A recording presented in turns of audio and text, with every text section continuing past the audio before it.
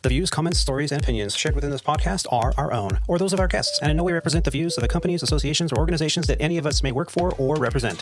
All stories, events, and tales shared within this episode may or may not have happened in the manner in which they were told. They may or may not have even happened at all. The details have been changed to protect the innocent and the guilty alike. This is Squawk Ident.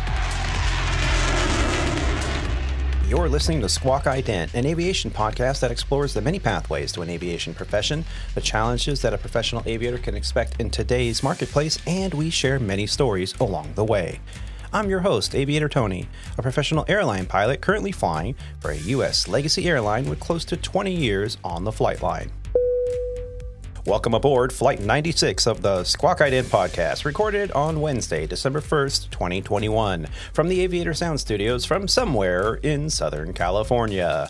On today's flight, Rob D and I discuss unstable approaches, special qualifications airports, zero-hour, mountainous airports, and we take a look back at 1953 and American Airlines' launch of the DC-7 on the New York to Los Angeles route. That's a ground 3517 Sierra. We're in the hold short position behind the jet. The tower has asked us to talk to you to get us taxi instructions. 3510. Sorry about that. I don't think he had his coffee this morning. Runway 23 at Hotel. Taxi via Alpha and Hotel. You can contact them holding short of runway 23 at Hotel. 23 at Hotel, and we'll call the tower at that point in time. Thank you, sir. Before we push off the gate today, I wanted to say thank you again to Captain David Ortiz for honoring me on Flight 95, correcting nicely. His journey was absolutely fantastic, and we look forward to hearing about his upcoming water cannon salute. Thanks again, Captain Ortiz. We also want to salute another podcast. Yeah, that's right. On Friday, December 3rd, 2021, the Airline Pilot Guy podcast, also known as APG, will be celebrating their 500th episode. Wow. 500. That's amazing. To find out more about their show, you can visit them at their website at airlinepilotguy.com. Congratulations, Jeff, Dr. Steph, Captain Nick, Captain Rick, and Liz. Cheers, y'all. The Airline Pilot Guy Show. The view from our side of the cockpit door. Now that our pre-flight is complete, let's get ready to push off the gate and start those virtual podcast engines. Flight 96 of the Squawk Ident Podcast is officially underway. Assisting at the controls of today's flight is a superb aviator and Squawk Ident podcast co-host. He is a former international and professional racquetball champion, a member of the ING Club, an A&P and avionics tech, an RC aircraft commander, a boat skipper, a commercial drone operator, and currently an Airbus pilot for Legacy Airlines. The name we use here on the show is an alias to our employer, a U.S. mainline carrier. From his podcast studio on the top floor of his Flower Mound, Texas home, where he's putting the whoop-ass back in the can. Help us in welcoming our very own Mr. Rob D. Rob, how you doing? Hey, Tony. It's good to be back on the show again. Getting in the holiday spirit. Yeah. Over here in Texas. Yeah. So you were texting me yesterday that you had a couple issues recently on a flight, and you had to open a can of whoop-ass. What's going on there? Yeah. I mean, obviously, end of the story. We didn't get involved in from the cockpit crew, other than, making the final say whether yay or nay that these passengers should travel with us. But apparently, we were up at the gate, and the agent pointed out two individuals, looked like a couple in their mid-30s, that was giving the agent a hard time about wearing their federally mandated face masks in the airport. The agents had to repeatedly tell them that they have to put their face mask on. So they weren't eating, they weren't drinking anything, and they just kind of walking around without a face mask. And they had the passengers had a couple of snarky remarks to the agent, and the agent said she had to tell them about 5 times. Including when they were boarding the aircraft. So that should have been, probably the 5th red flag. Anyway, they allowed them to go down the jet bridge, and then, of course, as they entered the airplane, the flight attendants had to repeatedly tell them to put on their mask, and they were giving them snarky remarks as they were boarding. And immediately, the flight attendant, looked at us in the got our attention in the cockpit and said, "Hey, we got 2 passengers are borderline non-compliant." Mm. And we're like, "Yeah, okay." We heard about them up in the gate area, so keep us advised.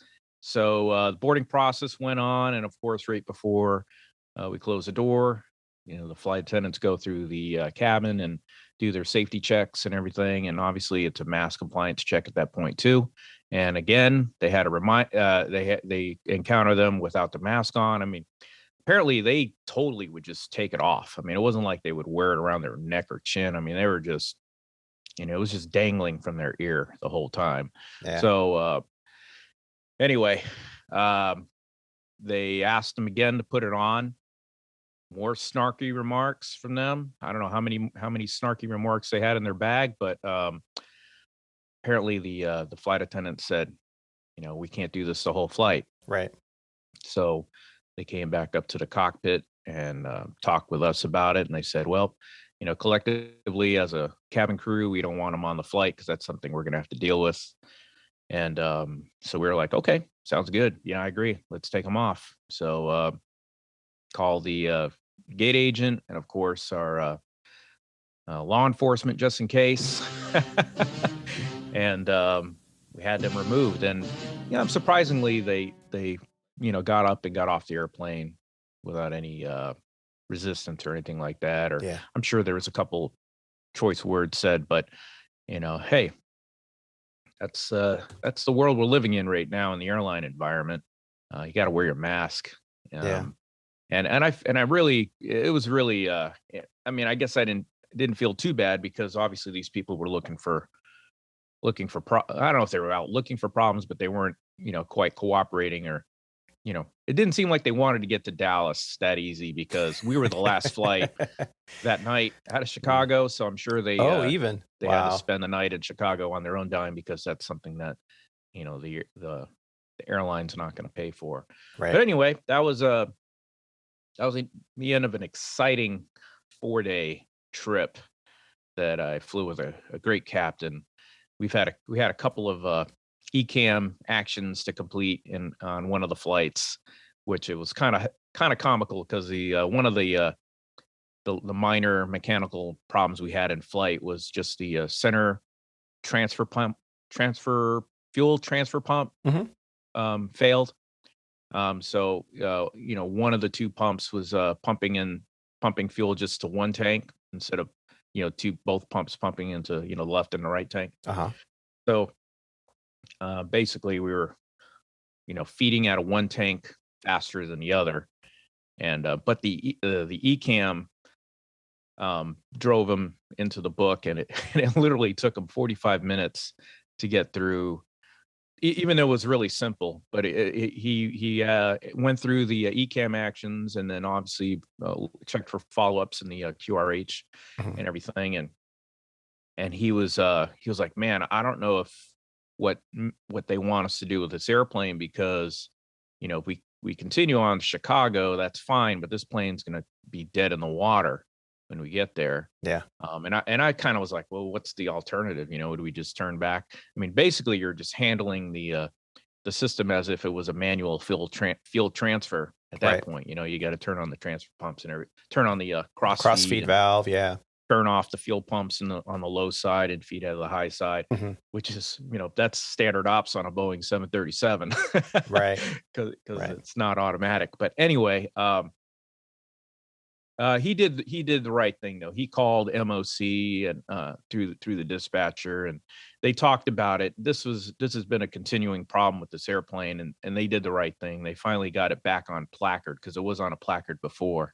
And but the situation developed though that this placard was I probably shouldn't have divulged too much information about this, but the placard was, they opened it back up on the original write-up placard. So it was a 10-day Category C maintenance thing. And basically, for those who are listening, Category C is just the amount of days or time that the maintenance has to repair this item on the aircraft before the aircraft is grounded until they fix it. Yeah. So it had been 10 days since that original write-up. So that plane, if it did not land at a maintenance base by midnight that night, the plane would turn into a pumpkin. Yeah. And we were due to land in Dallas at 11:30 if we stayed on schedule. Mm-hmm.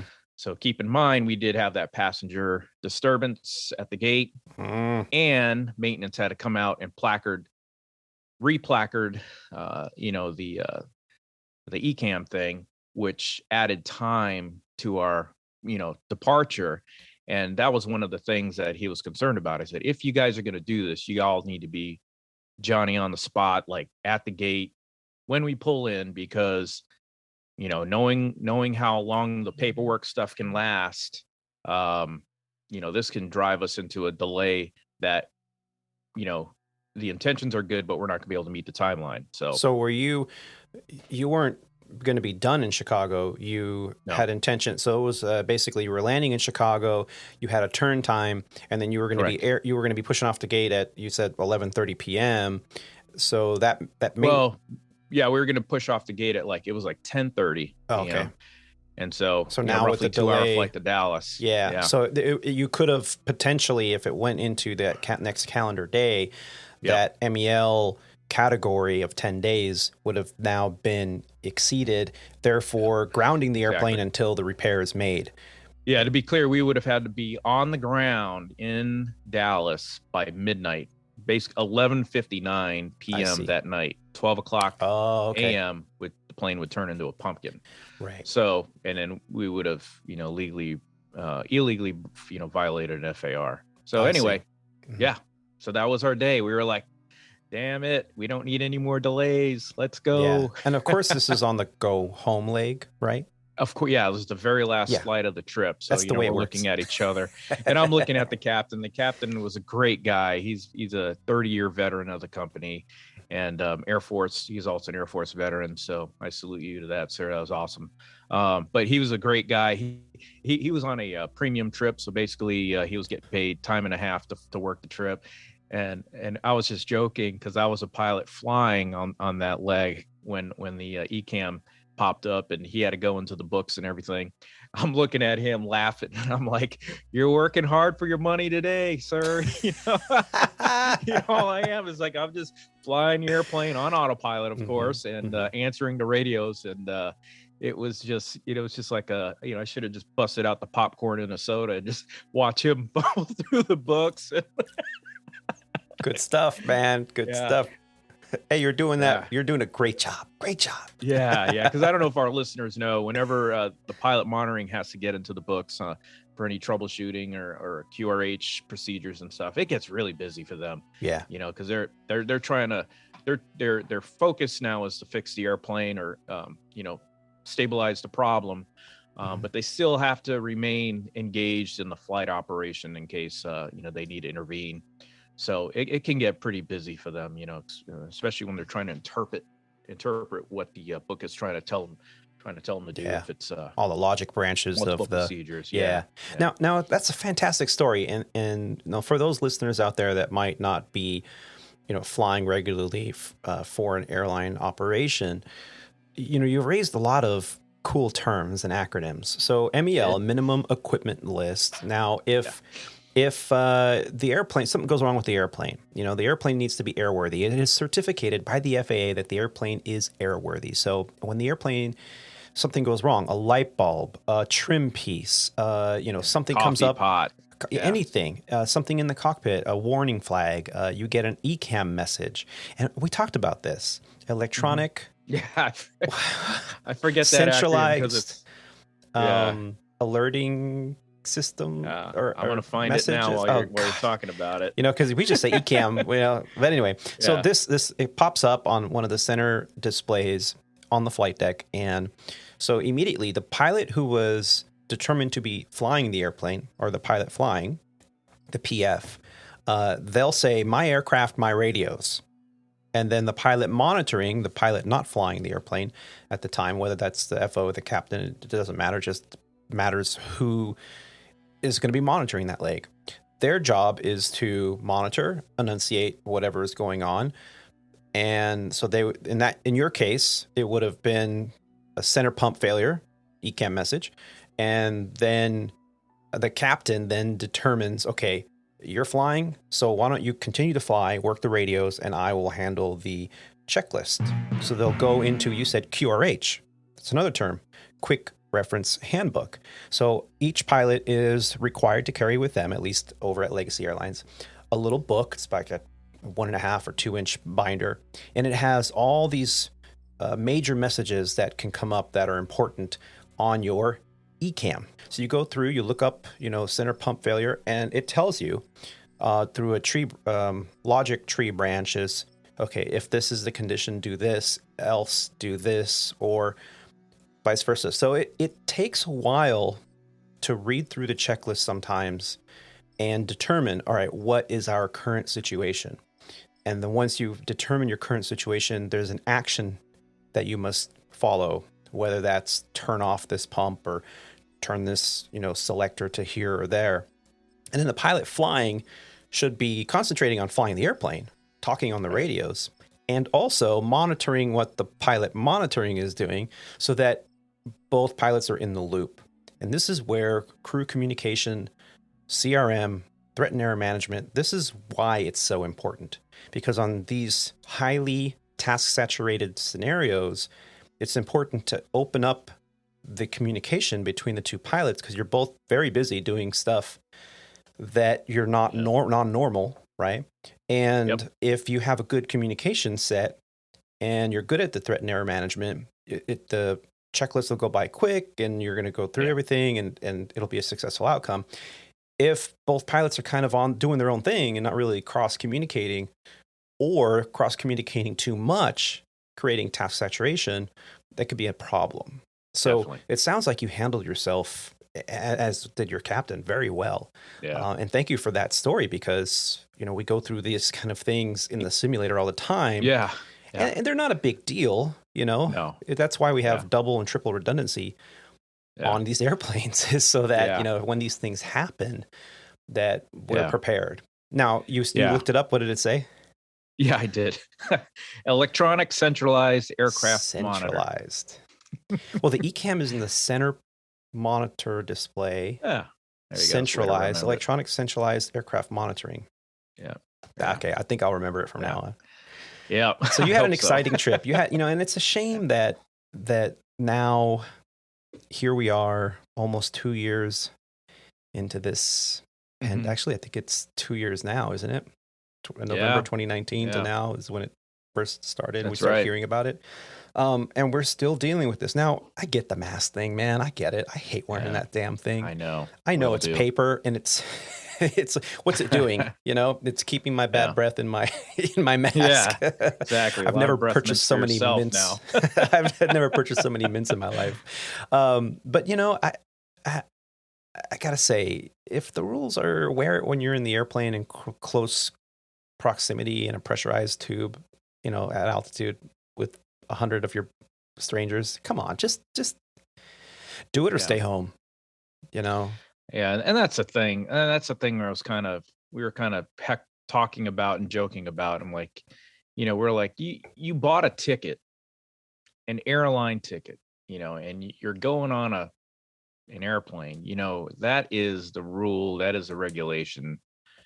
If you weren't going to comply, if you think you're going to be able to get away with it, that you're, first of all, you're wrong. It's not going to happen. And you have to do it if you're gonna travel with any airline. You're gonna have to have that. Yeah. On any public transportation. Federal law. I mean, it's we have to kind of at least play the game. Yeah. But yeah, I had a kind of an interesting trip as well. I did a 2-day last week. Since the last podcast, I did a 2-day trip, and it was Ontario to Dallas on day 1, and then Dallas to Palm Springs. A day trip. It was nice. The weather was good. Of course, it had the 3-hour, what we call line holder reserve in Dallas. I didn't get reassigned. I actually was doing some editing. I was editing Flight 95, actually, the 95th episode. I found a secret little hideaway crew room in the A gates over there in the A terminal, as many of us know. Yeah, the high A's. That's a over great at place to Legacy. go. Yep. It's kind of quiet. There's a place you can plug in with tables, and I just sat there, and for about an hour and a half, I was doing a little editing. Yeah. And then I thought, okay, time to go. So I went, grabbed a cup of coffee at Dunkin' Donuts, and headed out to the airplane. And I thought, it's nice. Palm Springs. I haven't been in Palm Springs in a long time. Probably 10 years. Really? Yeah. And so you mean you haven't been there as a pilot flying in, or correct. just haven't been there? Well, I've been into the town, but I haven't been to the airport in a long time. I see. Yeah. And it's a secret little thing. If you're commuting or you're traveling, and the flight to Los Angeles or the flight to Ontario or Burbank, there's no way I can get on there. It's full. It's overbooked. Whatever. Palm Springs is a great little hideaway. I mean, you have to rent a car and drop it off, at your airport or wherever you park your car. But man, Palm Springs is a great little airport. However, you know what I like about that airport? Yeah. Not to interrupt real quick, but it's open. Like you're not actually inside. It's like you're in Hawaii. Yeah. Most of the airport. Yeah. You're outside, walking around, there's no walls. It's just got a little sunshade or rain shade if it ever rains there. Yeah. Anyway, cool. That 0.25 inches a year. A year. On that side of the mountain. Yeah. And now Palm Springs is a great little airport. And my captain asked me before we departed, I had flown with this captain before, and he says, "Hey, have you been to Palm Springs?" Not with Legacy. And it's been a long time. And he goes, "Well, I've never flown in there. So why don't I take the leg out from Ontario to Dallas and you fly the leg into Palm Springs?" So I'm like, sure, okay, Yeah. So I did my due diligence. I looked at all the required documents. Now, what makes Palm Springs different is that it is surrounded with extremely high terrain. You look at your typical approach plate for Palm Springs. We're looking at KPSP. And we're looking at our Jeppesons and the MSA, which is around the thermal VOR. Okay. The MSA around thermal to the west is 12,100 feet. To the southeast, it's 7,900 feet. And to the northeast, 6,900 feet. So pretty high terrain. Now you're thinking, well, what's the elevation of the airport? 400 something, I think. 451 feet. Yeah. So that is rapidly rising terrain surrounding the airport. And if you look at the grid moras. Yeah, the grid moras are even higher. Those are impressive. 13.1 around Palm Springs, and then just to the north is 13.7. Yeah. So this airport is classified as a special qualification airport. Now, for those listeners that may have not heard that before, and I'm sure most of you have at some point, especially flying in a mountainous area. Just to give you an idea of how high the terrain is in the area, if you zoom into your, just put in like a VFR chart or low IFR, and you turn on your fixes on the JEP FD Pro. Okay. And you zoom out about 18 miles to the northwest. It's about 122 degree. Okay. 302 radial. Actually, that's got that wrong too. Yeah, it's about 302 radial off the airport. There is a fix called Moron. Yep. And there's a story behind that fix. So the runways are in that general direction. To the north, they depart to the northwest. Well, an airplane departed at nighttime off the runway to the northwest, was at 30 left, I think, and 31 left. Departed and kept going straight.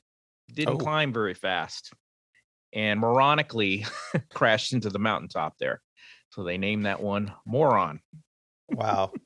See, this must have been something named by the FAA a while ago, because that would not fly nowadays. Oh, God. Yeah, that's at least the story I heard, and that's what I'm sticking with. So, yeah. Well, Sarah Airports, let's look at this. Now, what is a special qualification airport? all airline pilots have been trained in the flight simulator, and as part of their training and their type certification, they are signed off at a SARA airport. At the end of each of your recurrent trainings, you have to do on the last day, you do what's called, or at least at Legacy, they call it RAD, or recurrent, like advanced maneuvers demonstration. And you do controlled flight into terrain demonstration, wind shear demonstration, and mountainous area. So that kind of logs you off. It's usually at one of these special qualification airports. So that gives you your currency for that. So now you're qualified. All pilots, left or right seat, doesn't matter. You're qualified. If you fly for a 121 carrier and they have like a typical AQP program. But what these airports, the reason that they are special qualifications are usually because they're either in mountainous terrain or they're surrounded by mountainous terrain. So a lot of airports, like in Eagle County, Colorado, Guadalajara, Mexico, Gunnison County, Colorado, Jackson Hole, Wyoming. These are all these kind of airports, but not always surrounded by mountainous terrain. I mean, Key West, Florida happens to be a special qualification airport. Well, Right. Palm Springs is one of these airports. So when you look at your charts, at least for our company, we have what's called the pictorial pages. So you're required to have looked at the pictorial pages as a part of your briefing. So we did all that. And we departed out of Dallas as soon as we got to cruise. After everything settled and we had our crew meal, we started looking at all these pages again to get it fresh in our mind. There's also a special single engine procedure or engine out procedure. So in the event of a go around or a missed approach with a degraded performance or single engine, you don't just fly straight out and clean up at acceleration altitude and continue your and climb. end up hitting moron. You'll end up hitting moron, right? So you have to follow what the engineers over at Legacy Airlines have determined the proper procedure. Some of these are quite complicated, and others are quite simple. With as soon as you hit a certain DME from a fix, then you make a turn to a certain heading, and same thing, you clean up at acceleration altitude, declare the emergency, and do what you got to do. So let's bring it back to the Palm Springs approach. We discussed and briefed the arrival. We discussed and briefed the fact that we were going to be landing on a runway visual, runway 13 right. Now, 13 right is a little tricky because it's surrounded by mountains in that direction, and you have to perform this RNAV visual approach and nail these altitudes, because if you're high, it's going to be really hard to get down. Now, anyone that's flown an Airbus knows that it is a clean wing, meaning you go flight idle at altitude. If you're trying to slow down, even at level altitude, it's hard to do. You have to stay well ahead of the aircraft. Yeah. Now, I got some hours behind my belt now, a couple of years, and so did the captain. And we briefed this, and we're like, okay, this is what we're looking for. This is what's going to happen. You know, full flaps, landing. It's a short runway with a displaced threshold. We'll get into that. And so we briefed it. We were ready to go. And here we are putzing along at 11,000 feet with LA Center. Now, LA Center was busy. It was a busy afternoon for them. And I started looking at this arrival, and I said, Captain, can you ask for lower? We're way too high, man. And he says, okay, yeah, no problem. So we're at 11,000 feet. If you look at the S-Bono 1 arrival on airnav.com, you can look it up. You can download them to your laptop. When you look at these arrivals, you want to get down pretty quick. Now, you have maximum authorized altitudes on these airways, and you also have minimum terrain altitudes on these airways. So you got to look at the chart very carefully. We were still at 11,000 feet at Ube or Ubabi, however you say it. That's pretty high. Yeah. Wow. And we kind of anticipated this. So LA Center said, well, I can get you to 8,000, but I'm still waiting on the handoff. So I immediately started to descend the aircraft to 8,000, start to slow the aircraft down. I got the first notch of flaps out there. So we're at flaps 1, slowing the airplane down close to, I think it was 220 knots or 210. Can't recall. But we definitely started slowing the aircraft down because we anticipated, hey, they're leaving us high. If we just leave the airplane clean and pitch it over, it's going to want to speed up on us. It's a very clean wing. So even at 8,000, we leveled off, and I said, we need to get lower. Now we're crossing the S Bono, which is actually one of the first fixes on this RNAV visual, and we're crossing it, and we're still descending. And I think at that point, at like 9,000 feet, still descending to 8,000 feet, and I'm starting to slow the aircraft down even more. And finally, SoCal says, okay, you're cleared the RNAV visual runway 13. So I throw in the lowest altitude possible, which is Nootka at 1,700 feet. Mm-hmm. Mind you, we had about 25 miles to lose. To slow down and get down. To slow down, get configured, and lose about 8,000 feet. And sounds like about 100 knots. And 100 knots. 100 knots, yeah. So it was my first thing I called for. Gear down. Gear down. Let's get those rubber speed brakes out, baby. Yeah. So we get the gear out. I got the flaps too. We're basically at TOTAV. You're pretty close to downwind, midfield downwind. Mm-hmm. And I got flaps 3 in there, flaps full. Now we're fully configured. And I'm trying my best to get this airplane slowed down in order to go down. And I was like, I don't think this is going to work out.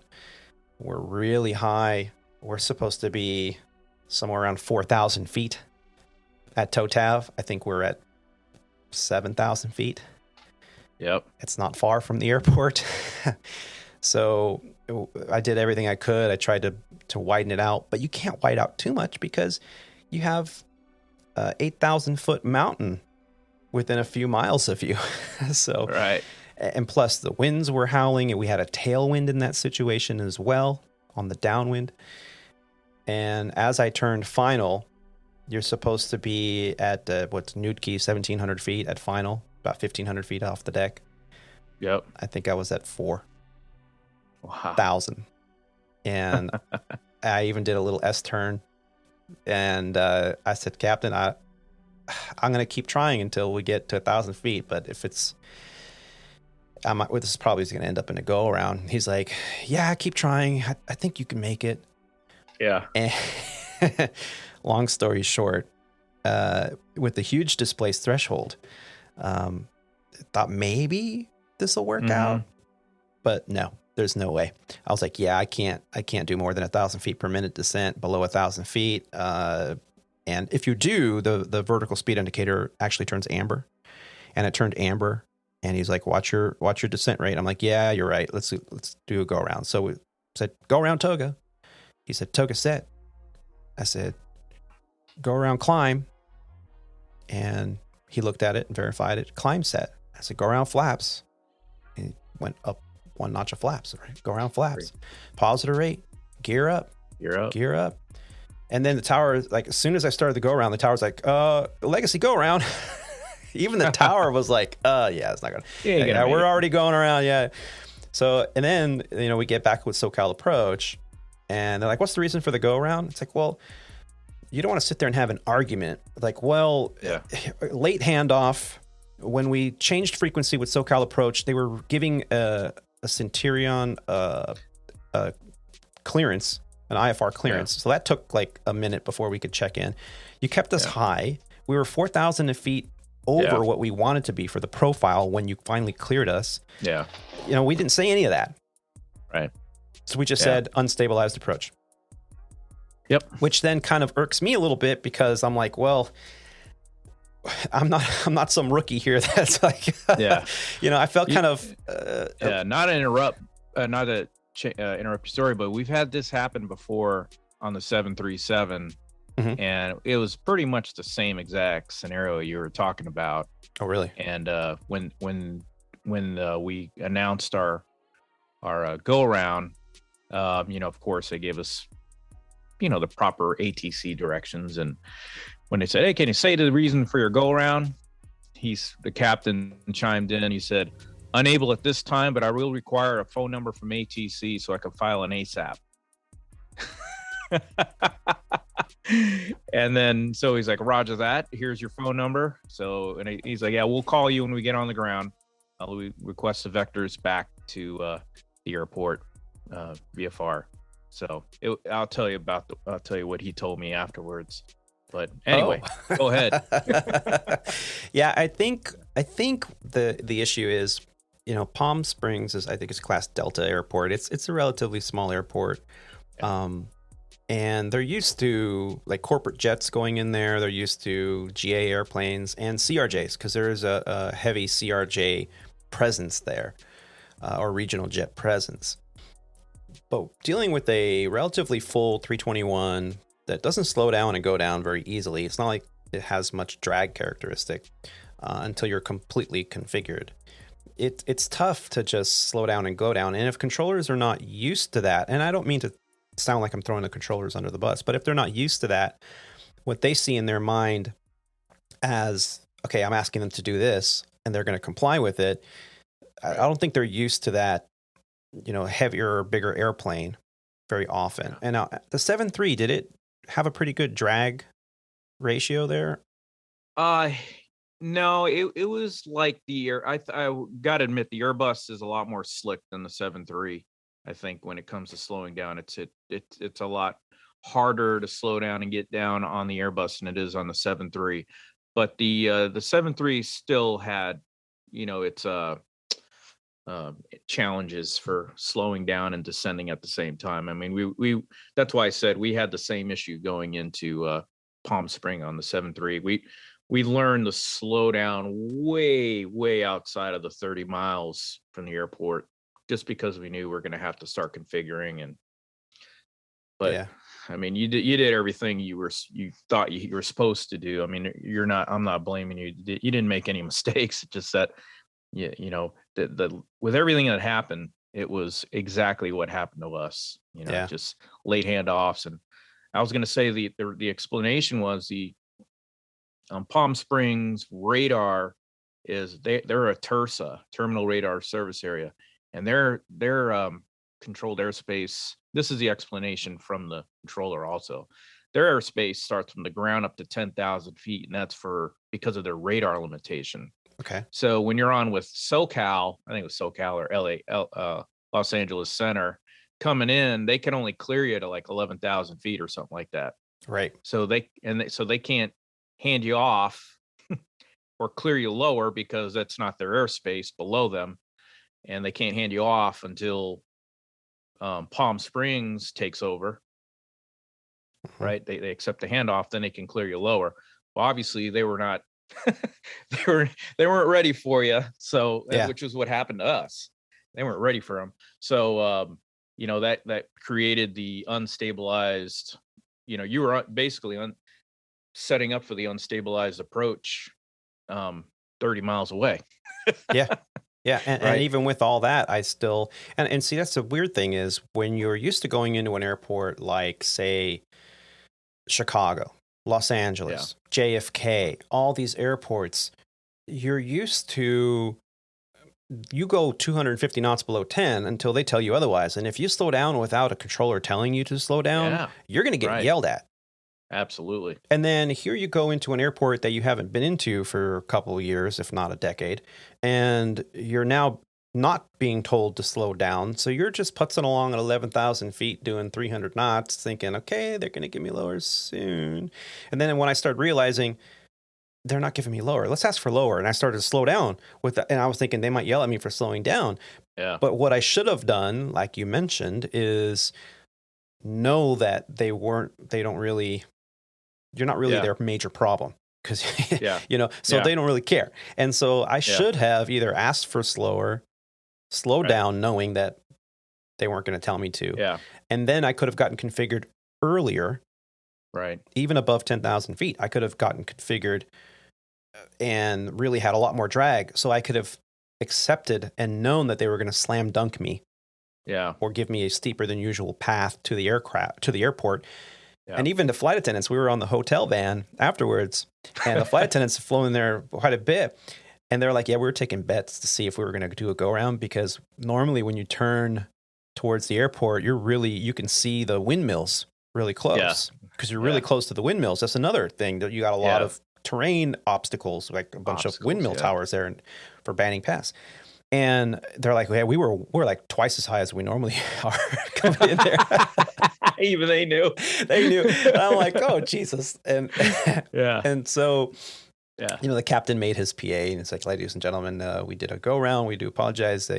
And he didn't blame anybody but us. He was like, it just was what we called an unstabilized approach. We were a little too high, so we're going to come back around, make sure it's safe to have a nice, safe landing. So, bear with us. We'll be on the ground in about 5 minutes. And sure enough, we got vectors back onto that RNAV visual approach, even though it was VFR and beautiful day. Mm-hmm. But I was like, let's just get vectored back on. So they did. And, it wasn't too much of an issue. But those airplanes you did the right thing, man. Well, thank you. You did good. Thank you. It was a little embarrassing, but. Oh, man. Hey, listen, actually, I didn't mention this in the opener, but I crunched one in the Phoenix the other day. I mean, I swear, I thought the wingtips hit the ground when from the I know you're flex. exaggerating, but yes, okay. Yeah, it was an exaggeration, but I really did. It was my first nighttime landing in a long time, and I just misjudged the flare. I mean, I think through, when the oral unit called out 30 feet, I was still just trucking along. It didn't touch touch it at all. And then when I pulled back the thrust levers, when it called out retard, which I normally do it a little bit before, then I was like, oh shit, I need to start flaring. And by that time, I think I actually flared the back end of the airplane into the runway, and it was just like boom. It was right on 1,000 footers though, so I'm kind of proud of that. But man, when we cleared the runway, I looked at the captain. I was like, hey man, you forgot to tell me to flare. Nice. Hey, so you get the third wire on that one? Yeah, I got the third wire. Yeah. Got the third wire. Yep. Pulled into the gate, and I was embarrassed to even open the cockpit door. I know. Right. I've had a few of those. We all have, and I was like, oh God. And the captain's like, open that door, and I want you to stand there and say goodbye to every single passenger. Thank you for flying with us. Thank you for flying with us. Yeah. I had a couple passengers. Are you a Navy guy? Yup. Yeah. Even though I'm not. Passengers coming off, holding their neck. You're like, oh gosh. my favorite thing was when I was pretty early on in my career. I had one of those. I mean, we all do. It happens. Yeah, we do. And I had one of those, and you can hear the flight attendant PA through the cockpit door over when you're on the 145 on the Embraer. Right. And I heard the flight attendant go, well, ladies and gentlemen, after that landing, I am sure your items have shifted. So please do take extra care when you're opening your overhead bins, because that stuff is all jacked up. And I was like, oh, God. Yeah. Or they say, well, after that landing, there's no doubt that we have arrived at Chicago. Yeah. After Commander Maverick picks up the tail hook off we taxiing to the gate with all the pieces of the airplane intact. Yeah. My only redemption was, as we came back around, I told the captain, we'll talk about this one. He's like, yeah, sure. But he said, you did the right thing. You made the right choice. I mean, you did your best. They kept you high, and I was like, okay, thank you for saying that. He was being kind. But the second go at it was right on all the altitudes. It was super smooth. Yeah. I hand flew the whole thing. And when we touched down, the airplane went. Yeah, there you go. Nice. Because it's not really a hard approach to fly. It's just that when you start off at a disadvantage and you're trying to, playing catch up, man. Play catch up. It's really hard to do it on this airplane and every other big airplane that I've flown into that airport. And it's the same thing if you go to any other airport and you're trying to do the same thing. You're going to have a heck of a time trying to do it right within the parameters that are set forth in our manuals. So, yeah. And did you notice I was giving you the description that I performed a soft go around? Soft go around. I like that. Yeah. Yeah. Go around TOGA. climb set, Mm-hmm. go around flaps, positive rate, gear up. Yeah. Yep. Nice. Yeah, soft Nice. go around is when instead of going to the full extent of the thrust levers in the TOGA position or takeoff and go around position, full where you're going to get maximum thrust. full maximum thrust. Now, if you're low to the ground, single engine, you have critical terrain straight ahead.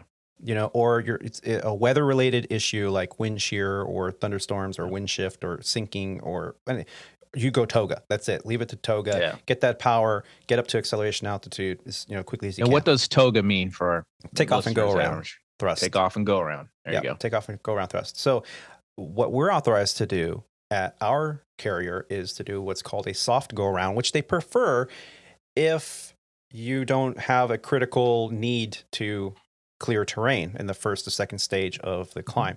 So what we can do is we go to TOGA. That sets the flight management system into a path that has been predetermined when you loaded the approach to give you guidance laterally and vertically. And missed approach guidance. Yep. The missed approach is a cycle from landing to a go around. And you're going to get the logic of the aircraft going, oh, this guy's going around. So, you're going to get your take off and go around. But if you don't really need all that power because I was high, I didn't need all that power. So I went to TOGA, and then you're probably high and already fast. We're high and fast, right? So as soon as he said TOGA, I brought it immediately back to climb, and he said climb set. That's called a soft go around. And then we went through the rest of the minutia of the call outs and the litany. Yeah. Nice. So yeah, that was my last that's trip. Good, man. Yeah. That's fun. I like hearing go around stories because that reinforces in me the faith that our decision making, when it comes to stuff like that, when you're unstabilized or making the landing zones in doubt, that the go around, and it should be that way. It should be, hey, we're going to go around no matter what if we can't do it, and it's going to be it's like a perfectly normal maneuver for us, and we do it all the time in the sim. Just you don't do it all the time on the on the line. Yeah. And because you shouldn't have to, but you need to be ready to do it. Yeah.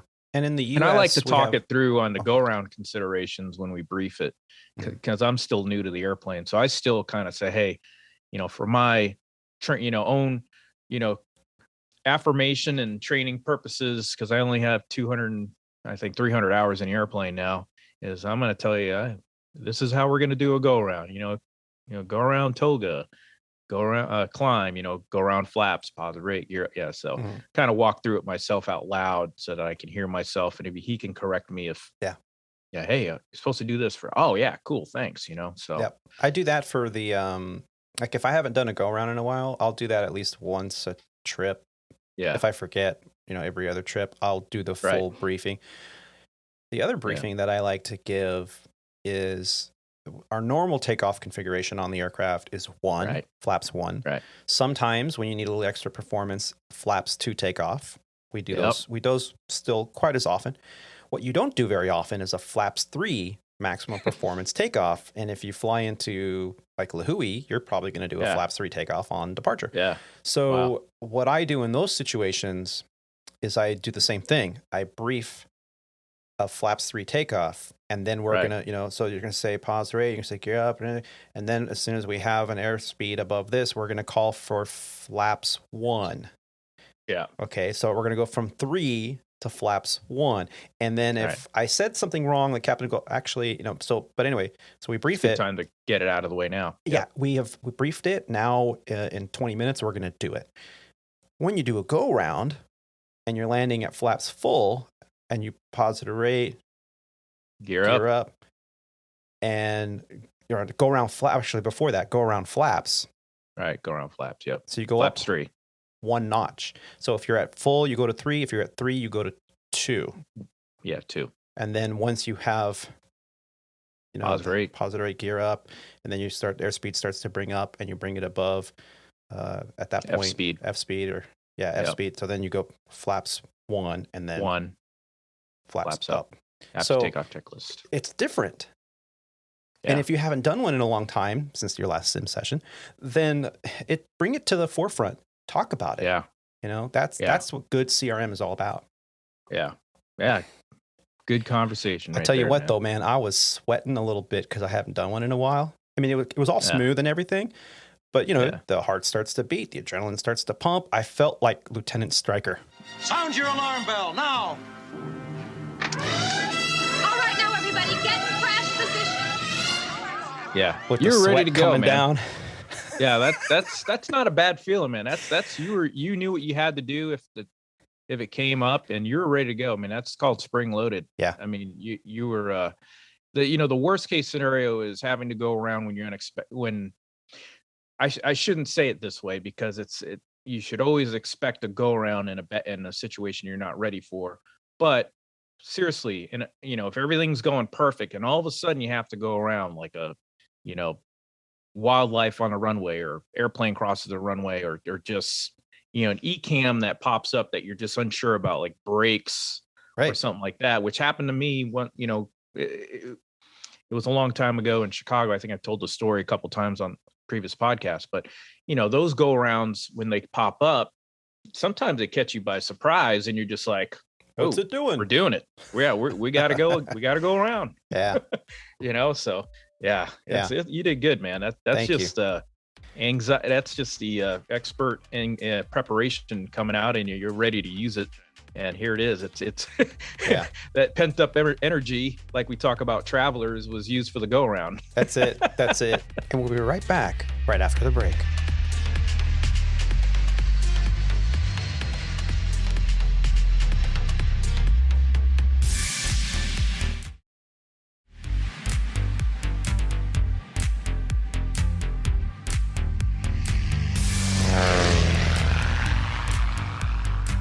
And ladies and gentlemen, welcome back. And I mentioned Lieutenant Stryker, and I actually had one time, I was giving IOE to a new hire back at my Sandpiper days. And this young guy comes in the cockpit, doesn't have a kit bag, nothing. Just shows up with his EFB and a checklist in his hand. And he had his aviators on his head, and he's like, all right, let's go. And he had a pen in his pocket. And I'm like, do you have a kit bag? He's like, no, I don't need a kit bag. Everything I need is right here. It's all electronic. Okay. So we start, talking and flying, and he did well. And I said something like I picked the wrong week to smoke. He just sat there,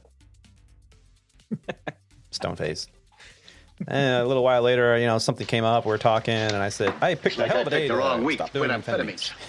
And he just stone faced. I'm markers, like, from Airplane? He goes, "Oh, is that film that everyone tells me I should watch?"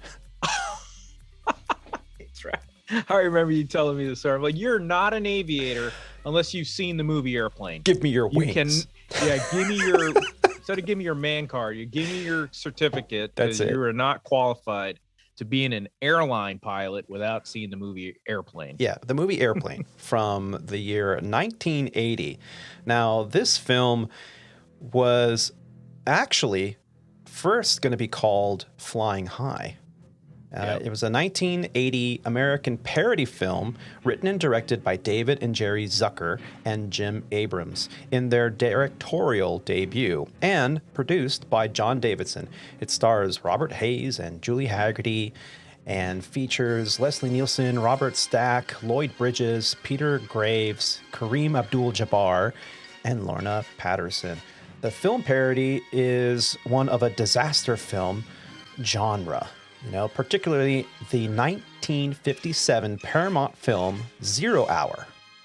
Now, I knew that the film was a copy or a parody of another film. Now, at the time, Paramount owned 0 Hour, and they also made the movie Airplane. So it wasn't really a copyright thing. It was just a parody. And the film is one of the funniest and absolutely cult classics for aviation. It was a commercial success. It grossed over $171 million worldwide, and it only had a budget of $3.5 million. So, all the characters received Writers Guild of America awards for Best Adapted Comedy, Golden Globe Awards for Motion Picture, Musical, or Comedy, and the BAFTA award for Best Screenplay. I mean, this was on par with some of that Monty Python stuff that we were seeing back in the 90s. Now, I won't get into the detail because I think everybody listening to this podcast has seen the film at least once or 20 times. Captain, how soon can you land? I can't tell. You can tell me I'm a doctor. No, I mean, I'm just not sure. Or can't you take a guess? Well, not for another 2 hours. You can't take a guess for another 2 hours? No, I mean, we can't land for another 2 hours. Fog has closed down everything this side of the mountains. We've got to get through to Chicago. But what I did want to talk about is this film was based on a movie from 1957 called 0 Hour. And I've heard this in my past, but I've never really seen the film 0 Hour. So for, I think it was $4.99 or $5.99, I bought the film on YouTube and watched it last night. It's actually pretty good.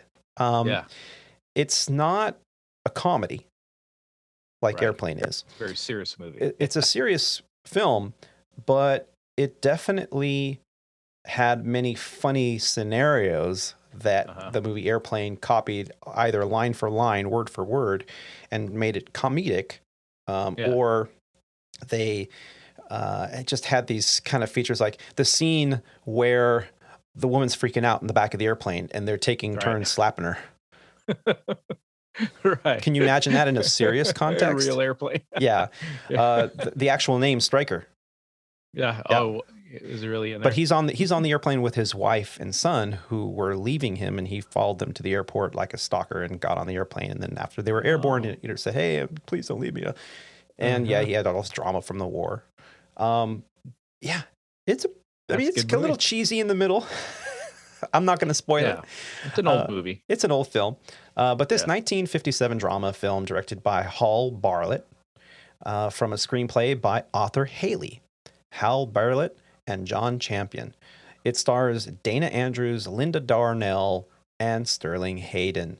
It also features Peggy King, Elroy Crazy Legs Hirsch. Why would you have Crazy? I don't know. Must have been his Delta Chi name. Jeffrey Toone and Jerry Paris in their supporting roles. The film was released by Paramount Pictures and it's best known for the fact that it is the original of the movie Airplane. So if you haven't seen it, definitely worth a watch. Put yourself in this man's place. Aboard a transcontinental plane, suddenly half the passengers, including your own son, are struck by a paralyzing, deadly illness. And then in the midst of the panic and confusion, the stewardess tells you to come forward to the pilot's compartment. This is what you find: a pilotless plane running wild in a stormy sky. Can you fly this airplane and land it? No, not a chance. You're the only chance we've got. How could he fly a plane again after the horrible experience that had sapped his courage and ruined his life? But only he, among all the passengers, had any chance at all to save them, even though it was 1 in 1,000. This is Cross Canada Charter, flight 714, in distress. Come in, anyone. I want you to get on the horn and talk this guy down. You'll have to talk him onto the approach. And so help me, you'll have to talk him right down to the ground. I'm gonna have to watch it. Now, here's the funny thing, and I learned this after I watched the movie. I was doing a little bit of research before the show today. Mm-hmm. Did you know that there was an actual mass food poisoning incident? In real life, it occurred on a Japan Airlines flight in February of 1975, which 197 people fell ill. Unlike the movie, the pilots on the Japan flight had not eaten contaminated meals and were therefore able to land the aircraft safely. As a result of the incident, however, rules were implemented requiring pilots to eat different meals prepared by different cooks to prevent the entire flight deck crew from becoming incapacitated. Well, there you go. That's where it's all written in blood. Well, in that case, they must have all eaten at that restaurant. What's it called? Abdomen pain. I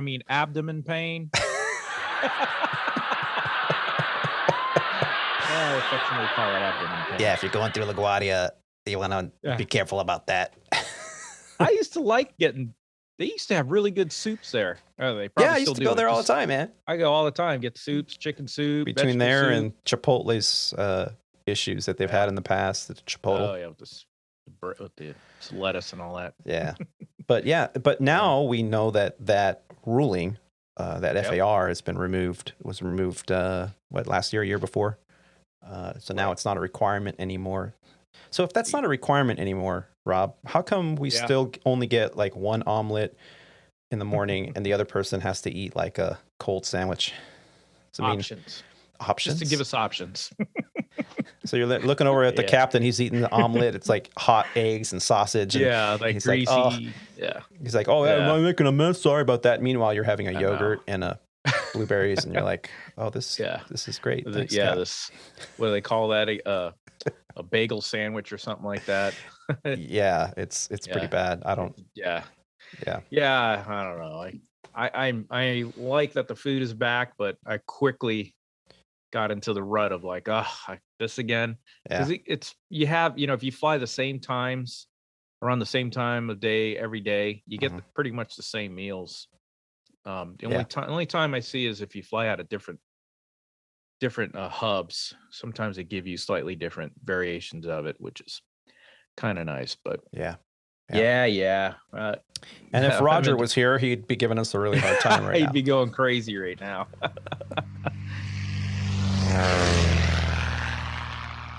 Well, we've been talking with Rob about missed approaches and unstabilized approaches and mountainous terrain and all this stuff and the stress that I personally went through on my last trip. I mean, it was not a big deal, but it was enough that I felt that it was maybe a learning tool for this episode. So here we are talking about unstabilized approaches and things and mountainous airports. And yesterday I decided to take the family out for a drive, and we went up to BigBear. Now, the little road trip, it wasn't a very long drive for me from my location. BigBear is about an hour drive, on these mountainous roads. The weather was fantastic. It was nice and cool up there.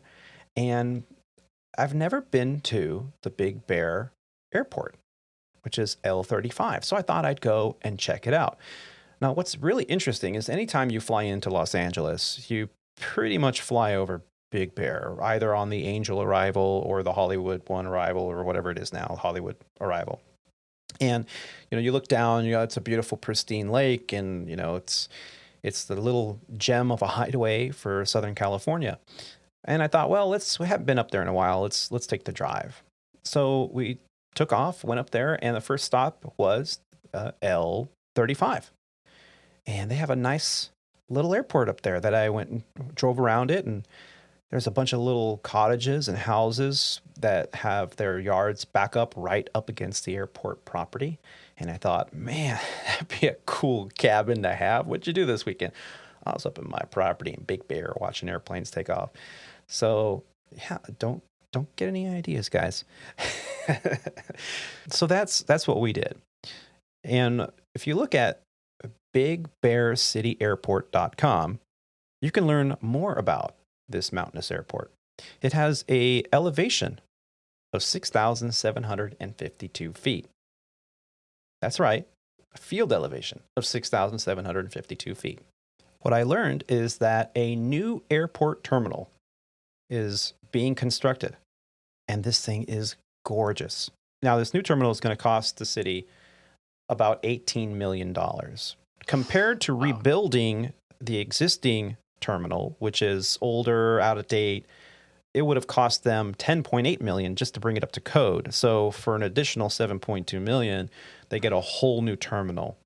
And this maintenance costs of a new terminal are very low. So in the long term, they're going to be saving a lot of money. Now, there are plenty of approach and departure procedures going into this airport. It is surrounded by mountains. And so if you're deciding, hey, I'm going to take a flight up to BigBear and land on runway 8, make sure that you understand the procedures. And I'm sure that it will be a fantastic experience if you have the means to do so.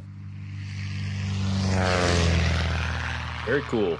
Now, in comparison, you and I used to fly up to Sedona. Yes. With students all the time out of Phoenix. Yeah, Flagstaff. Sedona, in comparison, 4,830 feet. Now, we used to tell people, don't go in Sedona in the summertime unless you know that you can take off, because you might be able to land, but your density altitude might be more than the aircraft's capability. Right. And you're going to be taking off on top of a mesa surrounded by mountains, and you might not have the performance. Can you imagine what it's like at an airport at 6,752? Yeah, it's high density altitude for sure, especially in the summertime. I'd imagine some of that density altitude's got to be upwards 7,000 feet, 8,000 feet, some points. Yeah. Yeah. So I remember taking students to Flagstaff in the summertime in a Cessna 172 SP.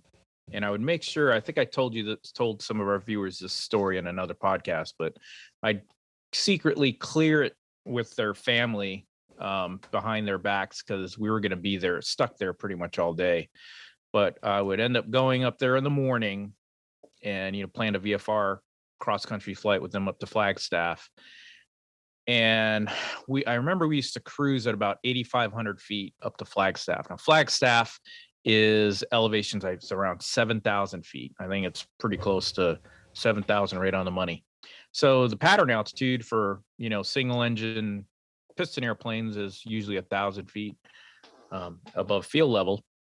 So if you're cruising from Phoenix area, which, the MSL area in Phoenix is about 1,100, 1,200 feet. And, you climb up to cruise altitude to get to Flagstaff, with some of the MEAs are really high up there. So you're usually cruise along 8,500 feet. And then they have to descend into the pattern altitude, which is 8,000 feet. So you're only descending 500 feet into the pattern altitude.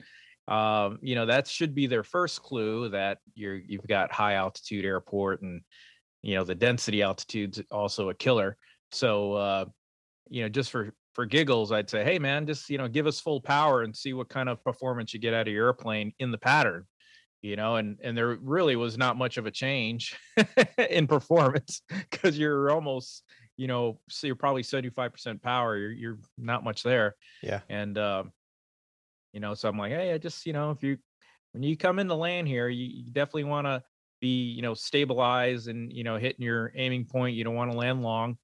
And if you have to go around, you need to make that decision early.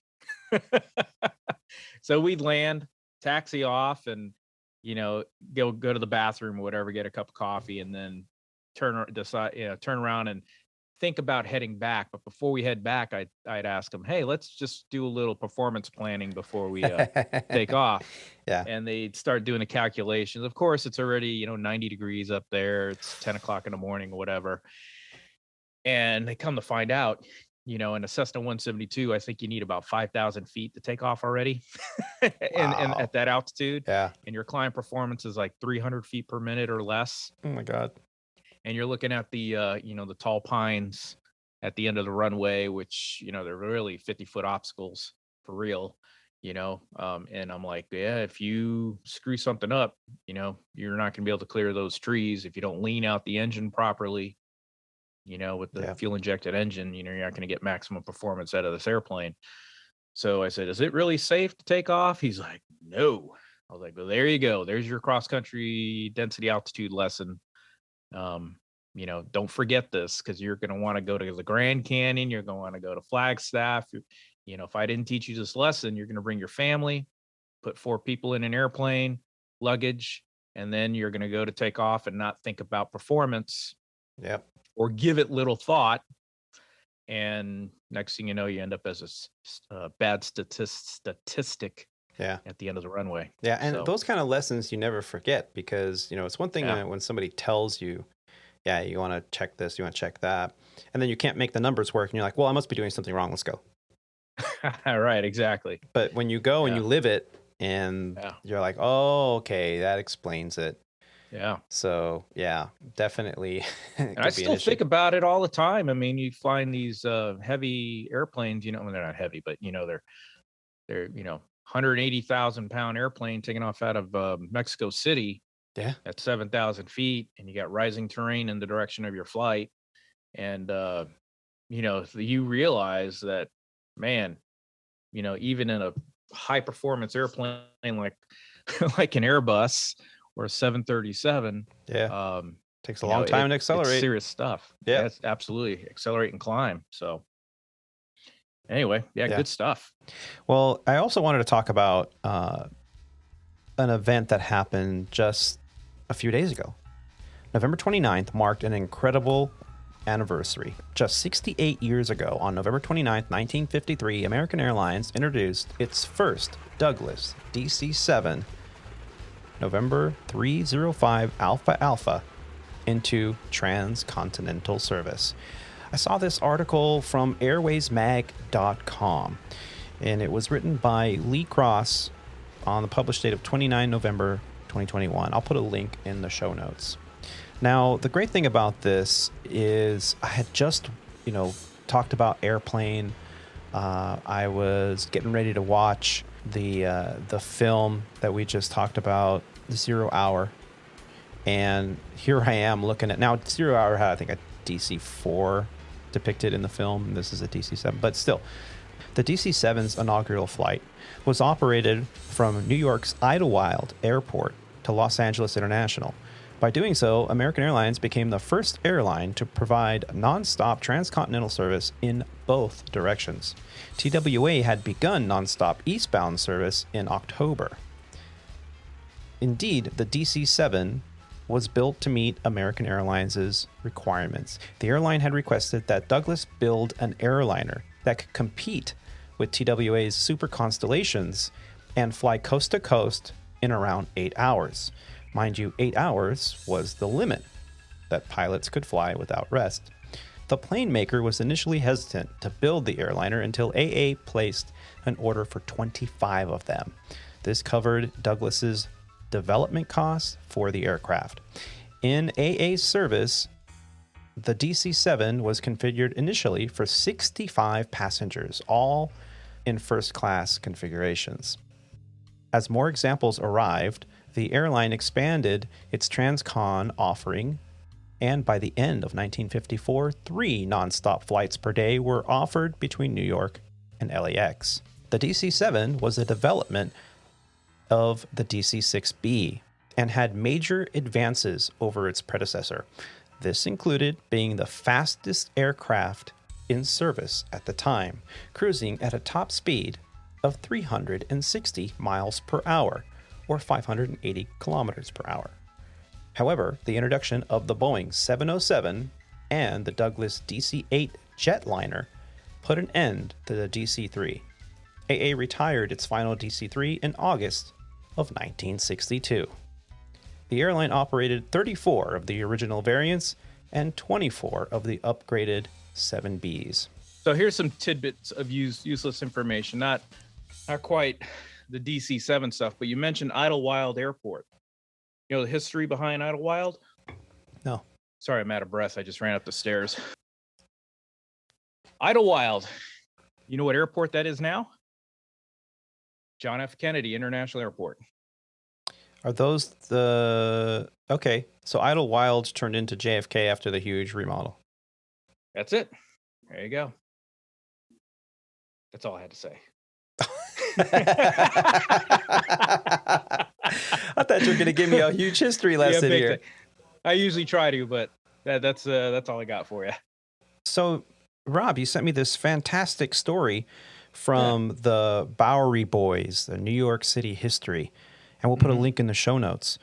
So, Idlewild is the airport that has been renamed to JFK.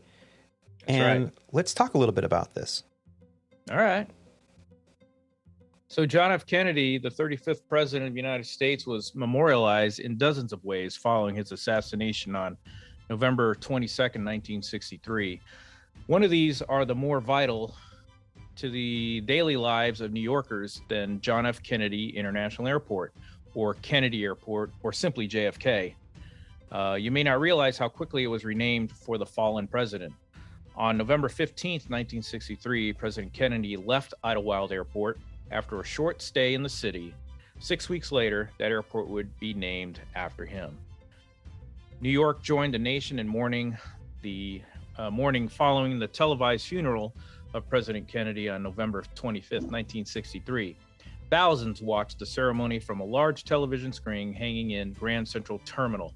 Traffic stopped in Times Square, and Boy Scout buglers played taps from atop the Hotel Astor.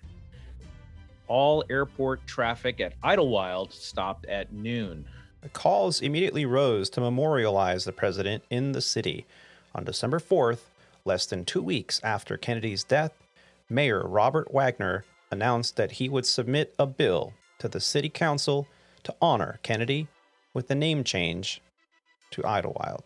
Unfortunately, these ultimately successful calls to rename New York's largest airport came at a cost of obliterating the memory of another noble American. Idlewild was the popular name for the airport, which opened on July 1st, 1948, because it was built upon a former golf course and luxury accommodation of that name. According to the Times, the name Idlewild is believed to have been inspired by the fact that the site at the time was wild and that the hotel and park constituted a recreational facility for the idle rich.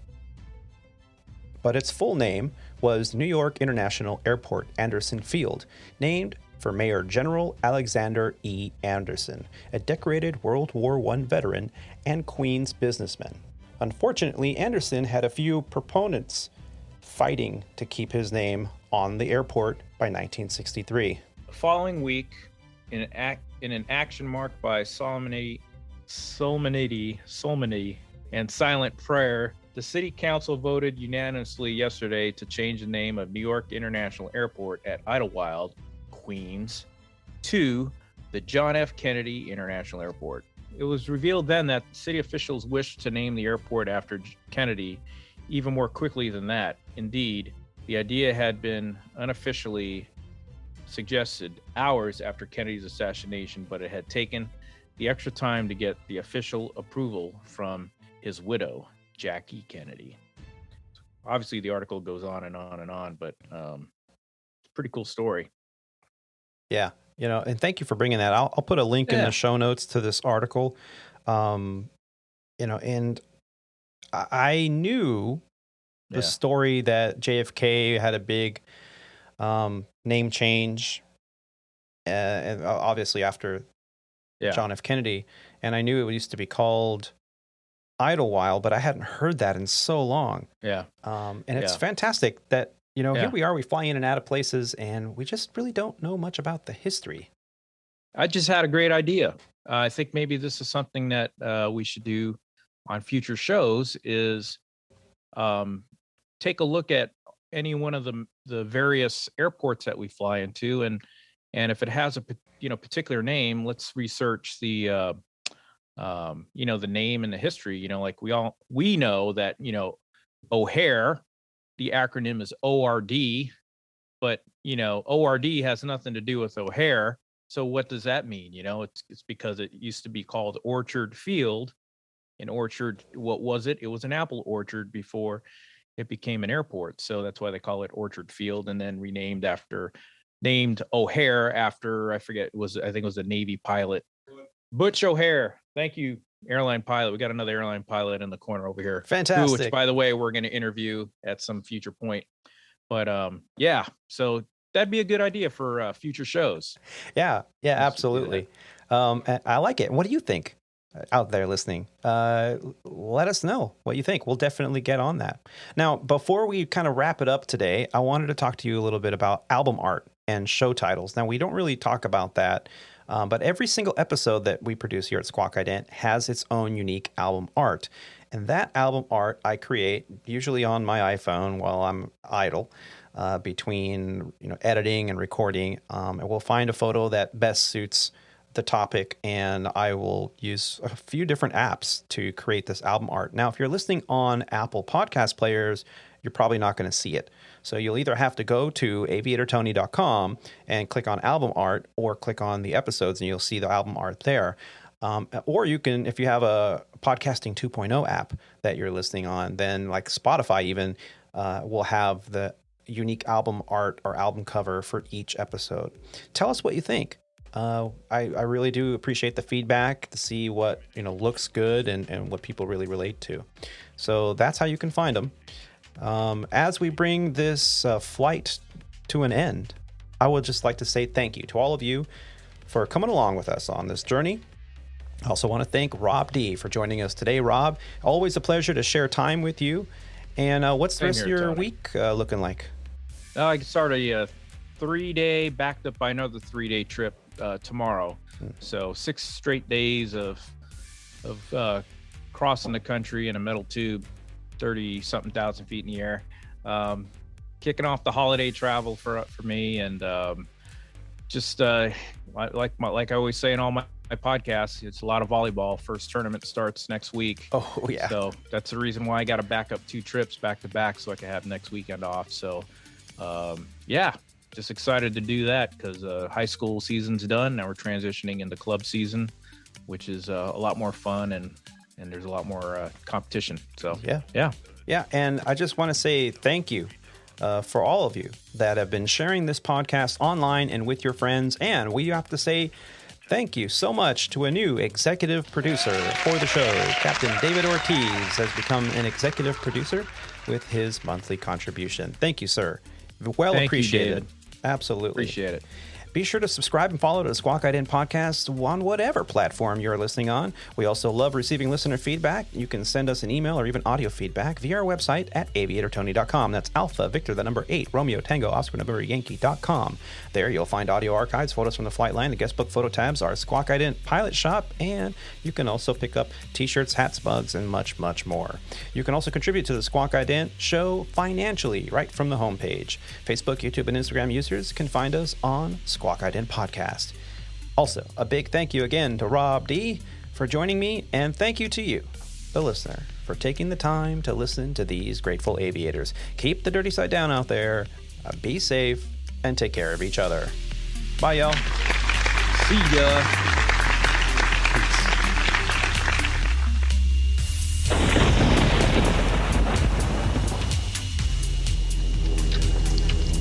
Joey, we have something here for our special visitors. Would you like to have it? Thank you. Thanks a lot. Sure. You ever been in a cockpit before? No, sir, I've never been up in a plane before. You ever seen a grown man naked? Do you want me to check the weather, Clarence? No, why don't you take care of it?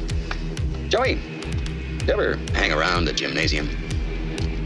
You like movies about gladiators?